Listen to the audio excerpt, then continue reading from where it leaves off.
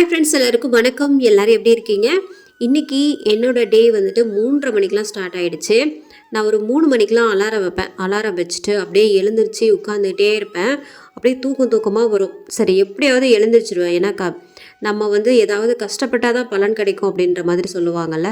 அதனாலே பார்த்திங்கன்னா அது எல்லாத்தையும் நினச்சி பார்த்துட்டு கொஞ்சம் நேரம் உட்காந்துட்டே இருப்பேன். அதுக்கப்புறம் பார்த்திங்கன்னா உட்காந்துட்டே இருந்தாலும் தூக்கமாக வரும். அதனால் எழுந்திரிச்சிடுவேன்.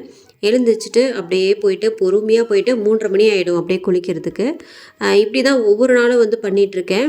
இந்த அதிகாலையில் வர தூக்கம் தான் நமக்கு வந்துட்டு ரொம்பவும் கடுமையாக இருக்கும்னு சொல்லுவாங்க. அந்த நேரம் நம்ம தூங்கிட்டோம் அப்படின்னா அதுதான் மூதேவி அப்படின்ற மாதிரி சொல்லியிருக்காங்க பெரியவங்க. அதனால் தூங்கக்கூடாது இனிமேல்ட்டு அப்படின்னு நான் வந்துட்டு முடிவு பண்ணிட்டேன். 3:30 மணி அப்படி இல்லைனாலும் நம்ம இந்த பிரம்ம முகூர்த்த பூஜை வந்துட்டு ஸ்டார்ட் பண்ணதுனால ஒரு 3:30 மணிக்கு எழுந்திரிக்கிறது ரொம்பவும் நல்லது. ஏன்னா ஒரு 5 மணிக்கெலாம் வந்து விளக்கு ஏற்றி முடிச்சிடலாம்.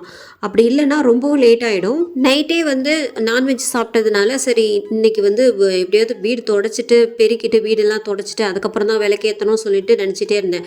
சரி நைட்டு தூங்க போகிறதுக்கு முன்னாடியே வீடெல்லாம் தொடச்சி வச்சிடலாம் அப்படின்னு பார்த்தேன். அப்புறம் பார்த்தா என்னால் முடியல, ரொம்பவும் லேட் ஆகிடுச்சு. ஏற்கனவே வீட்டு வேலைகள் பார்த்திங்கன்னா எனக்கு ரொம்பவும் ஜாஸ்தியாக இருக்குது. அதனாலே பார்த்திங்கன்னா என்னால் சுத்தமாக முடியல.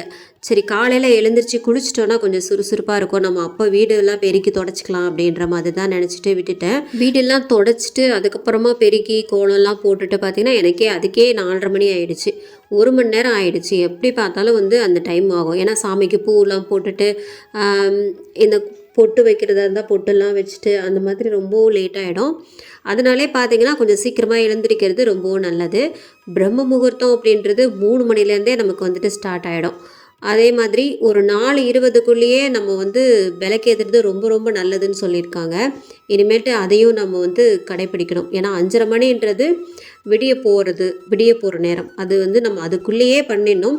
அதுக்குள்ளேயே நம்ம வந்துட்டு இது நடக்கணும்னு வேண்டுனா தான் நமக்கு வந்துட்டு நடக்கும் அப்படின்னு சொல்லியிருக்கிறாங்க. பெரியவங்க சொன்னால் அது வந்துட்டு கண்டிப்பாக நடக்கும் அப்படின்னு என் உள்மனசு சொல்லுது. அதனால் என்ன பண்ணணும்னா நம்ம தூக்கத்தை பார்க்காம 3:30 மணிக்கெலாம் எழுந்து குளிச்சுட்டு அந்த 4:30 மணிக்குள்ளேயே வந்துட்டு விளக்கேற்றிடணும் அப்படின்னு நான் முடிவு பண்ணியிருக்கேன். அப்போ தான் வந்து நம்ம நினச்சது நடக்கும் அப்படின்ற மாதிரியே சொல்லியிருக்காங்க. ஒரு சிஸ்டர் வந்து என்ன கேட்டிருந்தாங்கன்னா, மேம் என்னால் வந்துட்டு காலையில் எழுந்திரிக்க முடியல, எழுந்திரிக்கிறதுக்கு ஏதாவது வழி சொல்லுங்கள் அப்படின்ற மாதிரி கேட்குறாங்க. அது எப்படி என்னாலே தான் எழுந்திரிக்க முடியாமல் இருந்துச்சு. நீங்கள் எழுந்திரிக்கணும்னு நினச்சா கண்டிப்பாக வந்துட்டு முடியும். நீங்கள் வந்து காலையில் எழுந்திரிக்கிறது வந்து ஒரு பெரிய விஷயமா வந்துட்டு நினைக்கவே கூடாது. ஃபஸ்ட்டு ஏன் சொல்கிறேன்னா, நான் காலையில் எழுந்திரிக்கிறதுக்கு என்ன பண்ணணும் அப்படின்னா, நீங்கள் வந்து அலாரம் வச்சுட்டு ஒரு செல்ஃபோனை வந்துட்டு அலாரம் வச்சுட்டு நீங்கள் லாங்கில் வந்துட்டு எடுத்து வச்சுருங்க. அப்படி எடுத்து வச்சிட்டிங்க அப்படின்னா ஒரு 3:10 ஒரு 3:30 3:20 அப்படின்ட்டு உங்களுக்கு டைம் வந்துகிட்டே இருக்கும்ல, அந்த மாதிரி செட் பண்ணி வைங்க. உங்களுக்கு அலாரம் அடிச்சுக்கிட்டே இருக்கும். நீங்கள் அப்போ வந்து எழுந்திரிச்சிருவீங்க. ஐயோ டிஸ்டர்பாக இருக்குது அப்படின்ட்டு எழுந்திரிச்சிருவீங்க. என்ன கேட்டால் நான் இது தான் சொல்லுவேன். ஆனால் நான் அலாரம் வச்சேன் அப்படின்னா பக்கத்தில் தான் வச்சுருப்பேன். எனக்கு கை கெட்டுற தூரத்தில் தான் வச்சுருப்பேன். நான் வந்து அலாரம் வச்சுட்டு ரொம்ப தூரம்லாம் வைக்க மாட்டேன். நான் எப்போவுமே வந்து பக்கத்தில் தான் வச்சுருப்பேன். அதை வந்து எழுந்திரிச்சு ஆஃப் பண்ணிவிட்டு நான் ஏஞ்சிருவேன். அவங்களுக்கு காலையில் எழுந்திரிச்சு பூஜை பண்ணணும்னு ஆசை, ஆனால் காலையில் எழ முடியல அப்படின்ற மாதிரி வந்து என்கிட்ட சொன்னாங்க. என்னாலே தான் சிஸ்டர் வந்துட்டு எந்திரிக்கவே முடியல. ஃபஸ்ட்லாம் நான் இவ்வளோ நாளாக வந்து ரொம்பவும் வேஸ்ட் பண்ணிட்டேன் அப்படின்னு நினைக்கும் போது எனக்கே ரொம்ப கவலையாக இருக்குது. நீங்கள் கண்டிப்பாக ஒரு 2-3 நாள் வந்து எந்திரிச்சு பாருங்களேன், ட்ரை பண்ணி பாருங்களேன், உங்களால் கண்டிப்பாக முடியும். உதாரணத்துக்கு சொல்லப்போனால் என்ன சொல்கிறது, இந்த நம்ம வந்து இப்போ பக்கத்து வீடு எதிர்த்த வீடு அப்படின்ற இருக்குல்ல, அந்த மாதிரி வந்து ஏதாவது ஒரு பிரச்சனை கண்டிப்பாக வந்திருக்கும். ஒவ்வொரு மனுஷனுக்குமே வந்துட்டு பிரச்சனை இருக்க தான் செய்யும். அதுலேயும் இந்த எதிர்த்த வீடு பக்கத்து வீடுன்ட்டு கண்டிப்பாக பிரச்சனை இல்லாமல் இருக்காது. இந்த சொசைட்டி பிரச்சனை, வீட்டு பிரச்சனைன்ட்டு பெண்களுக்கு நிறையாவே இருக்கும்ல. வேலைக்கு போகிற இடம், ஸ்கூலுக்கு போகிற இடம்ன்ட்டு நிறையாவே வந்துட்டு இருக்கும். அதை எல்லாத்தையும் சமாளிக்கிறோம்ல, நம்ம அதை எல்லாத்தையும் சமாளிக்கிற தைரியம் வந்துட்டு நமக்கு இருக்குல்ல. அதை எல்லாத்தையும் இருந்துட்டு நம்ம வீட்டுக்குள்ளேயே முடங்கி போய் கிடக்கிறது இல்லைல்ல. அதை நீங்கள் அந்த மாதிரிலாம் நினச்சி பாருங்களேன். அதையே நம்மளால் சமாளிக்க முடியுது அப்படின்னா காலையில் எழுந்திரிக்கிறது என்ன அவ்வளோ பெரிய விஷயமா அப்படின்ட்டு நீங்கள் நினச்சி பாருங்கள். கண்டிப்பாக உங்களால் முடியும்.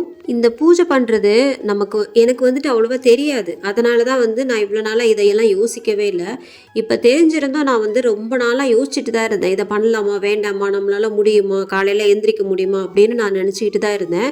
ஆனால் இப்போ என்னால் பண்ண முடியுது. ஏன்னா நான் ஒரு 10 நாளாக பண்ணேன். அப்புறம் பார்த்தா இப்போ எனக்கு வந்துட்டு பண்ண முடியுது, காலையில் எழுந்திரிக்க முடியுது. நான் அதிகமாக முதல்ல பேசவே மாட்டேன். வீட்டில் கூட அதிகமாக பேசவே மாட்டேன். இப்போ இந்த யூடியூப் ஸ்டார்ட் பண்ணதுலேருந்தே பேசுகிறதுனாலே என் கூடயும் நிறைய சிஸ்டர்ஸ் வந்துட்டு பேசுகிறாங்களா, எனக்கு மனசுக்கு ரொம்பவும் சந்தோஷமாக இருக்குது. இன்னும் உண்மையை சொல்லப்போனால் நாங்கள் இருக்கிற தெருவில் எங்கள் கூட யாருமே பேசவும் மாட்டாங்க. ஒருத்தருக்கு ஒருத்தர் பக்கத்து வீட்லேயும் பேசிக்க மாட்டாங்க, யாருமே வந்துட்டு பேசவும் மாட்டாங்க. நான் இங்கே வந்து 1 வருஷம் ஆக போகுது இந்த வீட்டுக்கு வந்து. இப்போ வரைக்கும் யாரும் பேசி நான் பார்த்ததே கிடையாது. சும்மா என்னென்னா என்ன அவ்வளோதான், மற்றபடி வந்துட்டு எந்த ஒரு பேச்சும் கிடையாது, எதுவும் கிடையாது. நேற்று வந்து இந்த கோலம்லாம் நான் போட்டு பார்க்கல. எப்போவுமே வந்து யூடியூப்பில் பார்ப்பேன், இந்த கோலம் போடலாம் அழகாக இருக்குது அப்படின்னு சொல்லிட்டு. ஆனால் நேற்று எந்த ஒரு கோலமும் போட்டு பார்க்கல. நான் முன்னாடி போட்டு வச்சுருந்த கோலம் வந்து டைரியில் இருந்தது, அதையும் நான் வந்து மறந்துட்டேன். சரி, அதனால் டைரி எடுத்துகிட்டு போகலாம், இல்லைன்னா தப்பாயிடுமே அப்படின்னு சொல்லிட்டு தான் ஒரு சின்ன கோலம் கூட எனக்கு வந்து ஃபஸ்ட்டு போட்டு பார்த்தா தான் வரும், அப்படியே வந்துட்டு போடுறதுக்கு வராது. இந்த மார்கழி மாதம் அப்படின்னாலே ஃபஸ்ட்டு நினைவுக்கு வருது இந்த கோலம் தான். நல்லா பெரிய பெரிய கோலம் போட்டு அழகாக கலர் கொடுப்பேன். முன்னாடிலாம் கோலம் மட்டும் போட்டதுனால சரி அழகாக கலர் கொடுக்கறதுக்கு நேரம் இருந்துச்சு. ஆனால் இப்போல்லாம் பார்த்திங்கன்னா ஒரு சின்ன கோலம் போட்டால் கூட நம்ம கலர் கொடுத்தோம் அப்படின்னா லேட் ஆகிடுது இல்லையா. ஏன்னா பிரம்ம முகூர்த்தத்தில் நம்ம வந்து விளக்கு ஏற்றணும் இல்லையா, அது ரொம்ப ரொம்ப முக்கியம் இல்லை. நமக்கு தேவை கோலம் போட்டுட்டாலே போதும், அது ஒரு மங்களகரமாக இருக்கும் இல்லையா. இந்த மாதிரி தலைக்கெல்லாம் குளிச்சுட்டு காலையில் எழுந்திரிச்சு தலைக்கெல்லாம் குளிச்சுட்டு அழகாக வந்து இந்த விளக்கு ஏற்றும் போதே பார்த்திங்கன்னா மனசுக்கு அவ்வளோ ஒரு நிம்மதியாக இருக்குது. நீங்கள் வந்து கண்டிப்பாக வந்துட்டு ட்ரை பண்ணி பாருங்கள். முடியும் நினச்சிங்க அப்படின்னா கண்டிப்பாக வந்து முடியும். என்னாலே பார்த்திங்கன்னா முடியல நான் சொல்லிக்கிட்டே தான் இருந்தேன். ஆனால் இப்போ எப்படி முடிஞ்சுது என்னால் எல்லாருமே மனுஷங்க தானே, கண்டிப்பாக வந்துட்டு முடியும். நீங்கள் சாதிக்கணும்னு நினச்சிங்க அப்படின்னா கண்டிப்பாக வந்துட்டு முடியும். ட்ரை பண்ணி பாருங்கள் சிஸ்டர். இன்னும் நிறைய சிஸ்டர் என்ன சொல்லியிருக்காங்கன்னா, நானும் இந்த மாதிரி பண்ணிக்கிட்டு தான் இருக்கேன் சிஸ்டர், நானும் இந்த மாதிரி பூஜை பண்ணுறேன் காலையிலேயே எழுந்து அப்படின்னு சொல்லியிருந்தாங்க. எனக்கு இப்போ தான் தெரியுது நம்மள மாதிரி நிறைய பேர் இந்த மாதிரி பிரம்ம முகூர்த்த பூஜை வந்து ஸ்டார்ட் பண்ணியிருக்காங்க அப்படின்ட்டு. இப்போ தான் அவங்க கமெண்ட் பண்ணதுக்கப்புறம் தான் தெரியுது. ஓகே சிஸ்டர், நல்லாவே பண்ணுங்கள். எதுக்கு பிரம்ம முகூர்த்தத்தில் எழுந்திரிச்சு நீ படிக்கணும் அப்படின்றலாம் சொல்லியிருக்காங்கட்டு இப்போ தான் வந்துட்டு எனக்கே புரியுது. பிரம்ம முகூர்த்தத்தில் நம்ம வந்து படித்தோம் அப்படின்னா அது வந்து மனசில் தங்கும். நம்ம வந்துட்டு எழுதுறதுக்கோ எக்ஸாம் எழுதுறதுக்கோ வந்து நம்ம தயக்கமே இல்லாமல் எழுதிட்டு வந்துடுவோம் அப்படின்ற மாதிரி தான். அதனால தான் வந்துட்டு சொல்லியிருக்காங்க பிரம்ம முகூர்த்தத்தில் எழுந்திரிச்சு படி, யோகா பண்ணு அப்படின்ற மாதிரிலாம் சொல்லியிருக்காங்க. அந்த நேரத்தில் நம்ம நடந்து உடற்பயிற்சியெல்லாம் வந்துட்டு செஞ்சோம் அப்படின்னாலும் நமக்கு ஒரு நல்லது இருக்கும். அந்த காற்றை வந்துட்டு நீங்கள் சுவாசித்து பாருங்களேன். குளிச்சுட்டு நீங்கள் கோலம் போட போவீங்கள்ல, அந்த வெளியில் வர சில்லுன்றத காற்றை சுவாசித்து பாருங்களேன். அதுவே ஒரு மெடிடேஷன் மாதிரி வந்துட்டு இருக்குது. கண்டிப்பாக வந்துட்டு நீங்கள் பண்ணுங்கள், நல்லதே நடக்கும். பண்ணுங்கள், நம்பினா தாங்க, நம்பிக்கை தானேங்க வாழ்க்கை. நம்புங்க, கண்டிப்பாக நமக்கு நல்லதே நடக்கும். அந்த டைமில் ஏன் வந்து அந்த டைமில் விளக்கு ஏற்றி சாமி கும்பிடணும் அப்படின்னு ஏன் சொல்கிறாங்க, பூஜை பண்ணணுன்னு ஏன் சொல்கிறாங்கன்னா, நம்ம நினச்சது நடக்கும் அப்படின்றதுனால தான் வந்துட்டு சொல்கிறாங்க. நானும் கேள்விப்பட்டிருக்கேன். இந்த பிரம்ம முகூர்த்தத்தில் எழுந்திரிச்சு நம்ம வந்து என்ன வேண்டிக்கிட்டாலும் சரி கண்டிப்பாக நடக்கும். அதை ட்ரை பண்ணிக்கிட்டே இருங்க, கண்டிப்பாக வந்துட்டு நடக்கும்.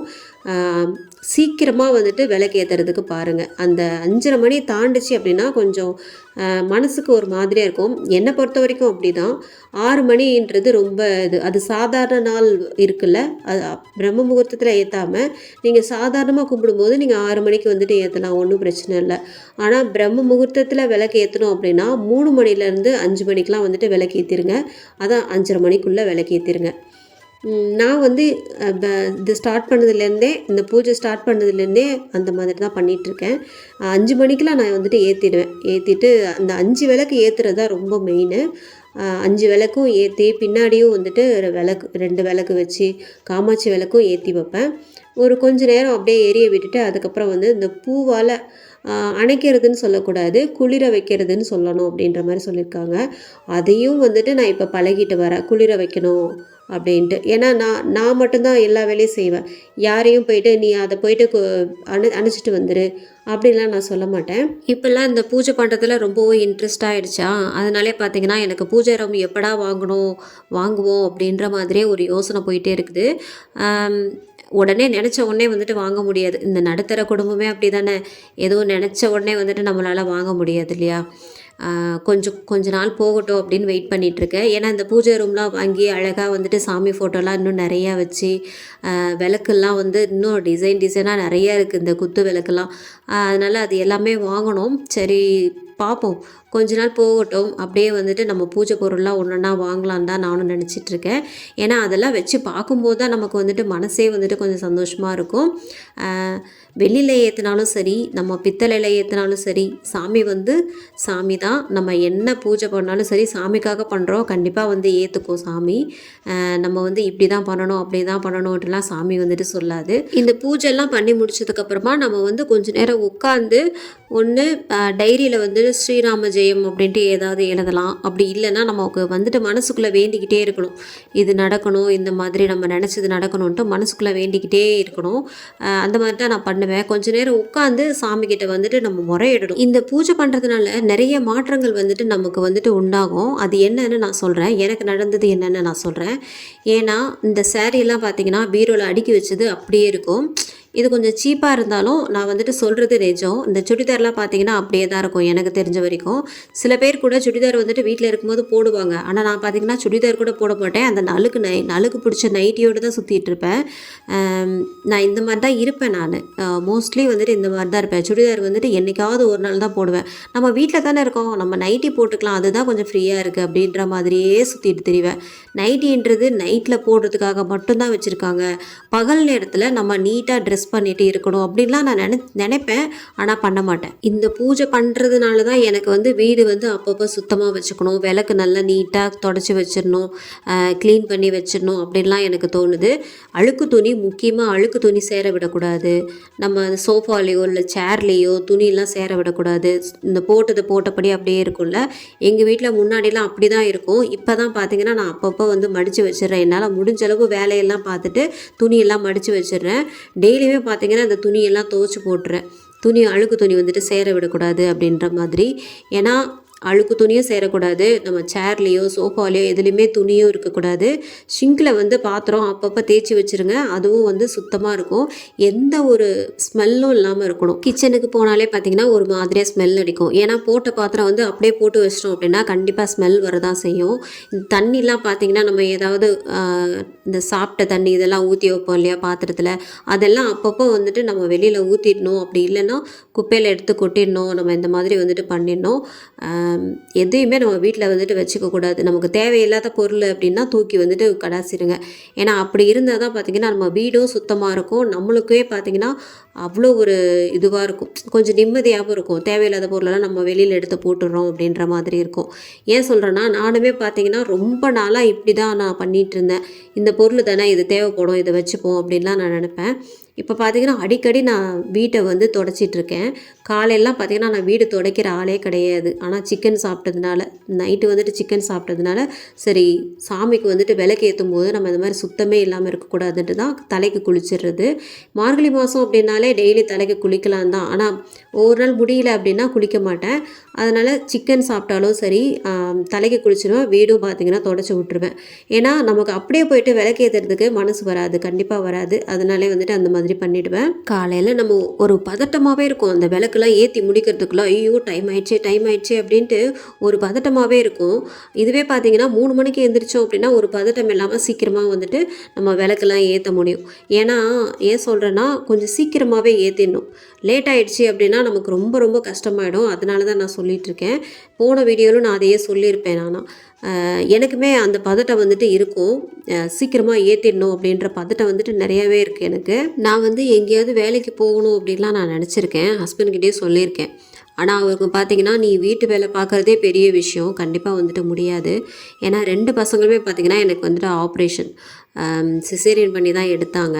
அதனாலே பார்த்திங்கன்னா எனக்கு உட்காந்துட்டு ரொம்ப நேரம் வேலையும் செய்ய முடியாது, குனிஞ்சிக்கிட்டேயும் ரொம்ப நேரம் வேலை செய்ய முடியாது. ஏன்னா நின்றுக்கிட்டு எவ்வளோ வேலை வேணாலும் செஞ்சிடலாம், துடைக்கிறது இந்த மாதிரிலாம் பண்ணிடலாம். ரொம்ப ஹெவியாக வேலை செஞ்சோம் அப்படின்னா பேக் பெயின் வந்துட்டு எடுத்துக்கும் எனக்கு. ஏன்னா அந்த எலும்பில் அந்த நரம்பில் வந்துட்டு ஊசி போடுறாங்கல்ல, முதுகு தண்டில் வந்துட்டு ஊசி போடுறாங்கல்ல, அந்த ஊசி வந்து பார்த்திங்கன்னா அவ்வளோ ஒரு நம்ம அதிகமாக வேலை செஞ்சோம் அப்படின்னா கண்டிப்பாக வந்து அதோட வலி வந்துட்டு தாங்கவே முடியாது. அது ஆப்ரேஷன் பண்ணவங்களுக்கு வந்துட்டு தெரிஞ்சிருக்கும். எனக்கு வந்துட்டு இப்போ வரைக்கும் அந்த பெயின் வந்துட்டு அதிகமாகவே இருக்குது. அதனாலே நான் என்ன பண்ணுவேன்னா, இந்த வீட்டு வேலையெல்லாம் முடிச்சுட்டு நான் போய் படுத்துருவேன் நான். ஆனால் அந்த பூஜை பண்ணதுனால காலையிலே போயிட்டு ஹஸ்பண்டை வந்துட்டு அமுச்சு விட்டுட்டு அப்படியே தூங்க மாட்டேன். ஏன்னா இந்த யூடியூப் வந்துட்டு எடிட் பண்ணணும், வாய்ஸ் ஓவர் கொடுக்கணும் இல்லையா, அது கரெக்டாக எடிட் பண்ணி நம்ம போஸ்ட் பண்ணால் தான் வந்துட்டு இப்போ தான் வந்து யூடியூப்பே வந்துட்டு ஸ்டார்ட் பண்ணியிருக்கேன் நான். அதுவும் இந்த வீட்டுக்கு வந்ததுக்கப்புறம் தான் நான் யூடியூப்பே ஸ்டார்ட் பண்ணியிருக்கேன். சரி நம்ம வேலைக்கு தான் போகலையே, சரி இன்வெஸ்ட்மெண்ட்டே இல்லாமல் ஸ்டார்ட் பண்ணியிருக்கோம் அப்படின்னா அந்த யூடியூப் மட்டும்தான் இருக்குது, வேறு எந்த ஒரு இதுவும் கிடையாது. ஏன்னா நமக்கு வந்து சரி வேலைக்கு போகாமலே நம்ம வீட்டில் வேலை செய்கிற அந்த இதே வீடியோ எடுத்து போட்டோம்னாலே நமக்கு வந்து ஏதாவது வருமானம் வருமா அப்படின்னு, வருமானம் கிடைக்கிறதும் அவ்வளோ பெரிய விஷயமும் கிடையாது. ஏன்னா யூடியூப் வந்து மானிட்டேஷன் ஆகிறது ரொம்பவும் கஷ்டமான ஒரு விஷயம், அது எனக்கு தெரியும். ஏன்னா கொரோனா டைமில் நான் வந்து ஓப்பன் பண்ணியிருக்கேன் ஒரு சேனல், உமா லைஃப் ஸ்டைல்ட்டு ஒரு சேனல் வந்துட்டு ஓப்பன் பண்ணேன். அதுக்கப்புறம் ஒரு 5 வருஷம் வந்துட்டு அது நடத்தினேன். அது எனக்கு கை கொடுக்கவே இல்லை, எனக்கு சப்ஸ்கிரைபரும் அவ்வளோவா வரலை. இந்த மாதிரி வ்ளாக் சேனல் அப்புறம் சமையல் வீடியோஸ் முகம் காட்டாமலே நான் வந்து நிறைய வீடியோஸ் வந்துட்டு அப்லோட் பண்ணியிருக்கேன். 4-5 வருஷமாக எனக்கு வந்து அதுக்கு எதுவும் கை கொடுக்கவே இல்லை. சரி ஓகே அப்படின்ட்டு அந்த வீடியோஸ் எல்லாமே டெலீட் பண்ணிவிட்டு திரும்பவும் வந்து அசோக் உமான்ற சேனல் வந்துட்டு இப்போ தான் நான் ஆரம்பிச்சுட்டு சரி இதையாவது ரன் பண்ணலாமே அப்படின்னு சொல்லிட்டு தான் பண்ணிகிட்டு இருந்தேன். இன்றைக்கி ஹஸ்பண்டுக்கு வந்துட்டு சாப்பாடு கட்டுற வேலையில், அதனால் சிக்கன் வாங்கிட்டு வந்து கொடுத்துட்டாங்க. காலையிலே வந்துட்டு சிக்கன்லாம் சமைச்சிட்டு இருக்க முடியாதுன்னு சொல்லிட்டு டிஃபன் மட்டும் செஞ்சு கொடுத்துட்டேன். சிம்பிளாக வந்துட்டு தேங்காய் சட்னி அரைச்சிட்டு அப்படியே தோசை ஊற்றி கொடுத்துட்டேன். அவங்களும் சாப்பிட்டுட்டு 7:30 மணிக்கெலாம் கிளம்பி போயிட்டாங்க. அதுக்கப்புறம் வந்துட்டு என்னோடய வேலைகள் வந்துட்டு ஸ்டார்ட் பண்ணிட்டேன். ஏன்னா விளக்கேற்றி முடிச்சதுக்கப்புறம் நம்ம காலையிலே வந்துட்டு தூங்கவும் கூடாது இல்லையா, அது வந்து கொஞ்சம் நல்லா இருக்காது. ஏன்னா படுத்தாலே கொஞ்சம் தூக்கம் வந்துடும். அதனாலே பார்த்திங்கன்னா இந்த ஃபோனை பார்த்துக்கிட்டு அப்படியே எடிட் பண்ணிகிட்டே இருப்பேன் நான். ஒரு மத்தியான டைமில் போல் நம்ம தூங்கலாம். பூஜைலாம் பண்ணி முடிச்சதுக்கப்புறம் உடனே வந்துட்டு நம்ம தூங்கவே கூடாது, சும்மா இருந்தாலுமே தூங்கக்கூடாது. இவ்வளோ நாளாக வந்துட்டு சாப்பாடு கட்டினேன், அவ்வளோவா எனக்கு தூக்கம் வராது, கொஞ்சம் சுறுசுறுப்பாகவே இருக்கும். இந்த சண்டே வந்துட்டு டிஃபன் மட்டும் பண்ணி கொடுத்துட்டு ஒரு மாதிரியாகவே இருந்துச்சு. போய் படுத்தோம் அப்படின்னா கண்டிப்பாக தூக்கம் வரும்ன்ட்டு நான் வீடியோ அப்படியே எடிட் பண்ண ஆரம்பிச்சிட்டேன். இந்த பின்னாடி பக்கம் வாசல் இருக்கிறது எவ்வளோ ஒரு நேரத்தை போக்கும் தெரியுமா, நமக்கு போர் அடிக்காமல் இருக்கும். ஒரு பக்கம் மட்டும் வாசல் இருந்ததுன்னு வச்சுக்கோங்களேன், இந்த ஒரு பக்கம் மட்டும் தான் நமக்கு வந்து செடி கொடின்ட்டு அந்த மாதிரி எதுவும் வைக்க முடியாது. ஆனால் பின்னாடி பக்கம் பார்த்திங்கன்னா ஒரு தோட்டம் மாதிரியே இருந்தது. அதுலேயும் இந்த மரம்லாம் என்ன மரம்னே தெரில, அது வந்து ஏதோ காட்டில் தான் வளரும் அப்படின்ற மாதிரி சொன்னாங்க. அது வந்து பார்த்திங்கன்னா அதோட பழம் பார்த்திங்கன்னா அவ்வளோ ஒரு வாசனையாக இருந்தது, இந்த பலாப்பழம் மாதிரி அவ்வளோ ஒரு வாசனையாக இருக்கும். அதோட பேர் என்னன்னே தெரில இப்போ வரைக்கும் எனக்கு. அந்த மரம் இருந்தது, வாழை மரம் இருந்தது, அப்புறம் பார்த்திங்கன்னா இந்த எலுமிச்சம்பழம் மரம், அப்புறம் வந்து முருங்கை மரம், கொய்யாக்காய் மரம்ன்ட்டு நிறையா இருந்தது, மல்லிகைப்பூ செடியெலாம் இருந்தது. சரி நாங்களுமே என்ன பண்ணோம், அந்த வீட்டிலேருந்து வரும்போது இந்த கருவேப்பிலை செடி வந்து ஒன்று குட்டியாக இருந்தது, அதை அப்படியே பறிச்சுட்டு வந்து பின்னாடி பக்கம் நட்டு வச்சிட்டோம். அது இப்போ தான் பார்த்திங்கன்னா நல்லாவே தழுத்து வருது. எங்களுக்கு அதெல்லாம் நம்ம வீட்டில் வச்சு பார்க்கும்போது பார்த்திங்கன்னா அவ்வளோ ஒரு சந்தோஷமாக இருக்கும். எங்கள் வீட்டுக்கு ஒரு 5 மாதத்துக்கு முன்னாடி அம்மாவும் நாத்தனாரும் வந்திருந்தாங்க. அப்போ வந்து என்ன பண்ணாங்கன்னா, இந்த கரும்பு வந்து இருந்ததா, விநாயகர் சதுர்த்தி அப்போ கரும்பு வந்துட்டு வச்சுருந்தோம். அந்த கரும்பை 2ஆக வெட்டி நாத்தனார் வந்து என்ன பண்ணாங்கன்னா, தம்பியோட ஒய்ஃப் வந்து என்ன பண்ணாங்கன்னா, அந்த மண்ணில் கரும்பை 2ஆக வெட்டி மண்ணில் வந்துட்டு அதை புதைச்சி வச்சாங்க. அது பார்த்திங்கன்னா 2 கரும்பாக வந்தது. ஒன்று வந்து பார்த்திங்கன்னா ஒரு மாதிரியாக வாடி போயிடுச்சு, அது ஏன் அந்த மாதிரி ஆயிடுச்சுன்னு தெரில. ஆனால் ஒன்று சூப்பராக வந்துட்டு வருது அந்த கரும்பு. அதுக்கப்புறம் வந்து இந்த இது தக்காளி, அப்புறம் மிளகாய் செடி, மிளகாய் விதை வந்து அம்மா நிறைய போட்டு போனாங்க. நிறைய விதை வந்து நிறைய முளைச்சிது. ஆனால் இந்த 2 செடியில் மட்டும்தான் அவ்வளோ மிளகா காய்ச்சிருந்தது. இந்த செடியில் பார்த்திங்கன்னா மிளகா வந்து அப்படியே என்ன ஆயிடுச்சுன்னா அப்படியே பழுத்து போயிடுச்சு. ரொம்ப நாளாக ஆயிடுச்சா, செடி ஹைட் ஆகிட்டே போகுது, நல்லா ஹைட் ஆகிட்டே போகுது. என்னோடய சின்ன பையன் ஹைட்டுக்கு வந்துருச்சு. ஆனால் நல்லா ஹைட் ஆகிட்டே போகுது, நிறைய பச்சை மிளகா வருது. நான் கூட என்னத்தை பச்சை மிளகா வரும் அப்படின்னு நினச்சேன். ஆனால் பார்த்திங்கன்னா சூப்பராக பச்சை மிளகா வருது. நம்ம என்ன தான் வந்து வெளியில் போயிட்டு காய்கறி வாங்கினாலும் செஞ்சாலுமே நம்ம இந்த வீட்டில் வந்துட்டு காய்கறி எல்லாம் வச்சு அதை வந்துட்டு சமைச்சு சாப்பிடும்போது அதில் ஒரு சந்தோஷம் கிடைக்கிது பார்த்திங்களா, அது சொல்கிறதுக்கு வார்த்தையே வரல. திரும்பவும் நான் வந்து என்னால் எழுந்திரிக்க முடியல அப்படின்ற சொல்கிற சிஸ்டருக்காக நான் சொல்லிக்கிறேன், நீங்கள் எழுந்திரிக்க முடியலன்ட்டு கண்டிப்பாக நினைக்காதீங்க, உங்களால் முடியும் அப்படின்னு நம்புங்க. ஏன்னா அந்த பிரம்ம முகூர்த்த நேரத்தில் நீங்கள் எழுந்திரிச்சு வேண்டும் போது கண்டிப்பாக உங்களுக்கு நினைக்கிறது மனசில் நினைக்கிறது வந்துட்டு கண்டிப்பாக நடக்கும். ஒரு நாள் இல்லை ஒரு நாள் கண்டிப்பாக நடக்கும். நீங்கள் வந்து கண்டிப்பாக ட்ரை பண்ணி பாருங்கள், கண்டிப்பாக நடக்கும். ஏன்னா நான் ஏன் சொல்கிறேன் அப்படின்னா, எனக்கு வந்து இந்த 10 நாளாக எழுந்திருக்கிறப்பவே எனக்கு வந்துட்டு அந்த சுறுசுறுப்பும் நம்ம எப்படி இருக்கோம், ஒரு மங்களகரமாக இருக்கும். நம்ம வீட்டில் வந்துட்டு நம்ம யாராவது பார்த்தாலே நம்ம அவ்வளோ மங்களகரமாக இருக்கும் அப்படின்லாம் வந்துட்டு எனக்கு நினைக்க தோணுது. ஒரு பாசிட்டிவாக வந்துட்டு இருக்குது எனக்கு எப்போவுமே. ஒரு நாள் பூரா பாசிட்டிவாக இருக்குது அப்படின்னா பார்த்துக்கோங்களேன். நான் இந்த மாதிரிலாம் இருந்ததே கிடையாது. நான் இந்த மாதிரி இருக்கிறதுனால நான் வந்துட்டு சொல்கிறேன். நீங்கள் வந்துட்டு கண்டிப்பாக முயற்சி பண்ணி பாருங்கள் சிஸ்டர், கண்டிப்பாக முடியும், உங்களாலே எழுந்திரிக்க முடியும். என்னால் 3:30 மணிக்கெலாம் நான் 3 மணிக்கு அலாரம் வச்சு 1/2 ஹவர் ஆகிடுது. ஏன்னா நான் கொஞ்சம் நேரம் அப்படியே உட்காந்துக்கிட்டு அதுக்கப்புறம் ப்ரஷ் பண்ணிவிட்டு அப்படியே அந்த ப்ரஷ் பண்ணாலே போதும், அந்த புத்துணர்ச்சி வந்துடும். கண்டிப்பாக ட்ரை பண்ணி பாருங்கள், உங்களால் முடியும். இந்த சைடுமே தக்காளி செடி ஒன்று வச்சுருந்தோம். ஆனால் அதில் ஒரே ஒரு காய் மட்டும் விட்டுருக்கு. அவ்வளோவா செடி பார்த்திங்கன்னா அவ்வளோவா நல்லா இல்லை. ஆனால் ஒரே ஒரு காய் மட்டும் நல்லாவே இருக்குது. இந்த மணத்தக்காளி கீரை பார்த்திங்கன்னா எங்கே பார்த்தாலும் மணத்தக்காளி கீரையாக இருக்குது. இது மணத்தக்காளி கீரையா இல்லை மிளகா செடியானே நான் ஒரு டவுட்லேயே இருந்தேன். அப்புறம் இங்கே க்ளீன் பண்ண வந்தாங்க, ஒருத்தவங்க வந்தாங்க. அப்போது வந்து அவங்க என்ன சொன்னாங்கன்னா, இது வந்துட்டு மணத்தக்காளி கீரை, மிளகா செடி கிடையாது அப்படின்ற மாதிரி சொன்னாங்க. அதுக்கப்புறம் தான் நான் நினச்சேன், சார் இது மணத்தக்காளி கீரையா அப்படின்ட்டு. ஏன்னா அதை வந்து நான் அதிகம் யூஸ் பண்ணதே கிடையாது. இங்கே பார்த்தீங்கன்னா நிறையாவே இருக்குது, அந்த செடி வந்து நிறையாவே இருக்குது. அதை எல்லாத்தையும் தன்னாலே வளர்ந்ததில்ல, அதை எல்லாத்தையும் பறித்து மணத்தக்காளி கீரை வந்துட்டு ஒரு நாள் பண்ணணும். ஏற்கனவே காய் வந்து பழுத்து போய் அப்படியே கீழே தான் விழும். அது எல்லாத்தையுமே வந்துட்டு நாங்கள் பறிக்கவே மாட்டோம், ஒரு நாள் பறிக்கவே மாட்டேன். இன்றைக்கி தான் வந்து அந்த பழுத்த பழத்தை எல்லாத்தையுமே நான் வந்து பறிச்சிட்ருக்கேன். ஆனால் பழுத்த பழம் எல்லாமே கீழே விழுந்துடும். அதை எல்லாத்தையுமே எடுத்து வச்சாலே எங்களுக்கு வந்துட்டு அவ்வளோ பழம் வந்துட்டு இருக்கும். கடையில் கொடுத்துருவோம், 1 கிலோ இவ்வளோன்ட்டு எடுத்துப்பாங்க. அதனால் கடையில் வந்துட்டு கொடுத்துருவோம். ஏன்னா நம்ம வீட்டிலேயே வச்சு யூஸ் பண்ண முடியாது, ஏன்னா நமக்கு அவ்வளோ பழம் தேவைப்படாது இல்லையா. நான் இதுக்கு முன்னாடி சொல்லியிருந்தேன்ல, அந்த மரம் தான், அது வந்து காட்டில் வளர்கிற மரம். ஆனால் இங்கே வந்து யாரோ வச்சுருக்காங்க, இதுக்கு முன்னாடி கொடுத்தனே இருக்கிறவங்க வச்சுருப்பாங்க போல். இந்த மரத்தில் உள்ள பழம் தான் பார்த்திங்கன்னா அவ்வளோ ஒரு வாசனையாக இருக்கும் அந்த பழம். அது என்ன காயுன்னு தெரியல, என்ன மரம்னு தெரியல. வீடியோ முழுக்க எப்படி பேசுனேன் அப்படின்னு தெரியல. நிறைய வந்துட்டு அந்த இடத்துல திக்கி பேசியிருப்பேன் நினைக்கிறேன். நிறைய யோசித்து தான் பேச முடியும், ஏன்னா டக்குன்னு பேச முடியாது இல்லையா. ஒரு விஷயம் சொல்கிறோம் அப்படின்னா நம்ம தப்பாக ஆகிடக்கூடாதுல்ல. அதனால் கொஞ்சம் யோசித்து தான் பேச வேண்டியதை ஒரு சூழ்நிலை வந்துட்டு ஏற்படுது. ரொம்ப தப்பாக இருந்தது அப்படின்னா கொஞ்சம் மன்னிச்சிடுங்க. இந்த வீடியோ இதோட நான் முடிச்சுக்கிறேன். இந்த வீடியோ ரொம்ப லென்த்தாக போய்கிட்டே இருக்குது. இதோட ஒரு நல்ல ஒரு ப்ளாகில் வந்துட்டு சந்திக்கலாம். அது வரைக்கும் ஹாப்பியாக சந்தோஷமாக இருங்க. பாய்.